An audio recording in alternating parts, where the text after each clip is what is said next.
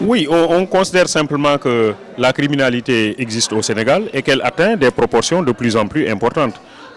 Et que de toute façon, il faudra réfléchir sur la société, essayer de cerner les causes et de mettre en place un dispositif nous permettant de lutter de façon profonde justement contre ce mal-là. Et donc, il nous a semblé qu'aujourd'hui, il y a un certain nombre de changements sociaux que notre société est en train de traverser. La famille se fragilise de plus en plus, le dispositif éducatif connaît de plus en plus des secousses. Nous avons aussi noté que l'individualisme grimpe à un rythme très rapide, que l'esprit matérialiste est en train de triompher, qu'il y a des situations d'animosité qui ont tendance à se développer chez nous. On comprend l'adversité, mais quand même l'animosité, la haine sont des éléments qui sont en train de se développer. Et qu'en conséquence, lorsque nous réfléchissons sur tout ça, on a l'impression que c'est une société qui connaît des mutations plus ou moins profondes et qu'on a besoin de comprendre tout ça pour mettre en place un dispositif qui répond mieux à la prise en charge des besoins de sécurité dans cette société. Donc l'idée est de faire en sorte que les uns et les autres puissent s'épanouir convenablement, que cette société puisse connaître le bien-être, que le développement puisse s'installer, mais dans la sérénité, dans la stabilité, en luttant contre toutes les formes de secousses et toutes les formes d'insécurité. Et donc nous avons noté que pour cela, les forces de sécurité et de défense ont un rôle important à jouer, mais les populations aussi doivent apporter leur soutien. C'est pourquoi on parle d'approche collaborative de la sécurité. Ça ne peut pas être seulement l'affaire des forces de défense et de sécurité. Il faudrait bien que, parce que cette sécurité est une sécurité pour les populations. Donc il faut bien que les populations se retrouvent dans le dispositif. Il faut que les populations coopèrent. Il faut que les populations acceptent de jouer le jeu pour que, in fine, on ait un cadre social dans lequel la justice existe, dans lequel la bonne gouvernance existe, dans lequel la sécurité existe et dans lequel les uns et les autres peuvent vaquer paisiblement à leur situation. Notez simplement que dans nos traditions, le respect de la personne humaine était important. Les Wolofs disent l'homme est le remède de l'homme. Nit, nitay garabam. Les Sérères disent Okino Pogun, ce qui signifie à peu près la même chose. Les Alpulars disent Nedoko Bandum. Tous ces termes-là, tous ces aphorismes renvoient au fait que l'être humain est un parent à moi. Et qu'en conséquence, je dois le respecter, je dois le célébrer. On a parlé de la parenté à plaisanterie, on a parlé du cousinage à plaisanterie.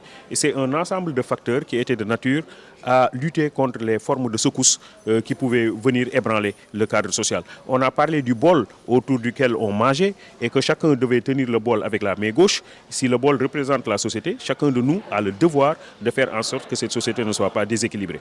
Donc disons simplement que c'était une belle réflexion initiée par les femmes de l'agence de sécurité de proximité qui ont attiré notre attention sur le fait qu'aujourd'hui, il faut faire bloc pour développer une offensive efficace contre toutes les formes de criminalité qui ont tendance à se développer, pas seulement chez nous, mais qui ont tendance à se développer dans le monde tout entier. Tout à l'heure, vous avez souligné, disons, la démission parentale par rapport à l'éducation. Je dis, les conséquences que nous vivons, est-ce que ce n'est pas la conséquence de cette démission parentale? Moi, il me semble qu'il y a un aspect important dans cette démission des parents, c'est les enfants de la rue. Je crois que les enfants de la rue, les premières générations tout au moins, aujourd'hui ont atteint l'âge de la majorité. Et c'est des enfants qui des fois ne sont pas ralliés à une famille bien donnée. Donc il se pose un problème d'affiliation de ces enfants à une famille bien donnée. Ces enfants ont grandi mais restent dans la rue. Donc ce qui fait que ce ne sont plus des enfants de la rue, c'est devenu maintenant des adultes de la rue. Et donc, à partir de ce moment-là, il faut un dispositif pour prendre en charge ce phénomène qui se développe.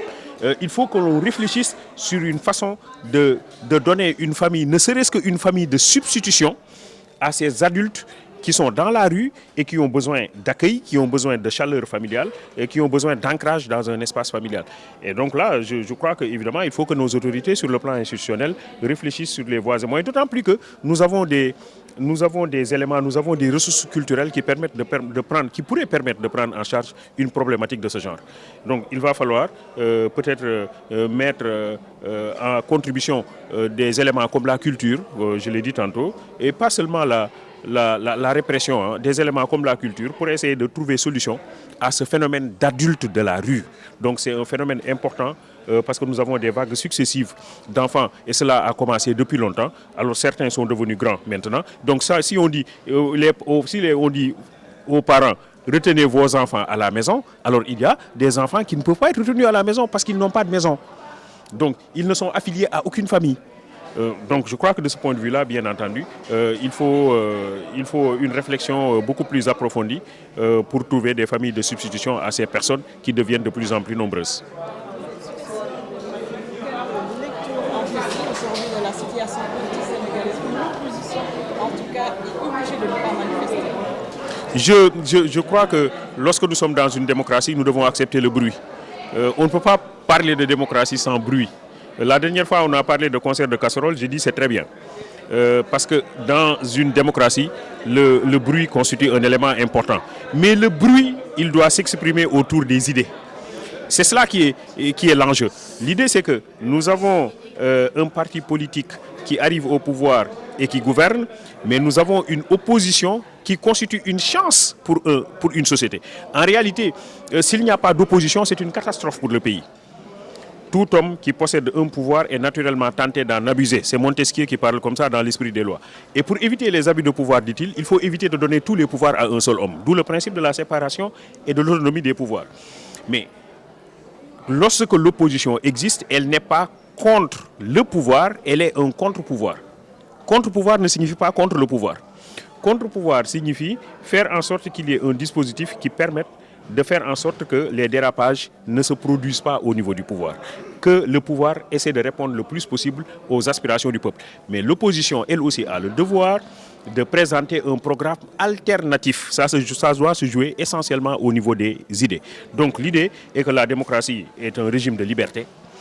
C'est un régime qui permet aux uns et aux autres de s'exprimer. Lorsqu'il n'y a plus liberté d'expression, il n'y a plus de démocratie. Donc il faut que les gens s'expriment, mais il faut que les gens s'expriment pour mettre en avant des idées et non pas pour mettre en avant des menaces, des invectives ou des injures. Si on le fait, on sort de la démocratie. Donc libérer les énergies, libérer l'expression et que les gens s'expriment autour des idées, autour de programmes et que tous les programmes soient orientés vers le développement du pays.